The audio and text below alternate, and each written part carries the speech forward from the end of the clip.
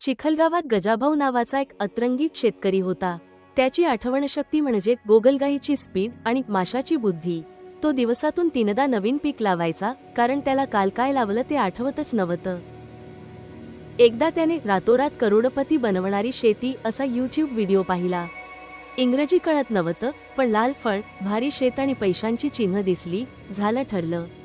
नर्सरीत जाऊन म्हणाला, मला ड्रॅगन फ्रूटचं झाड द्या, पण ड्रॅगन सोबत नसेल तर चालेल.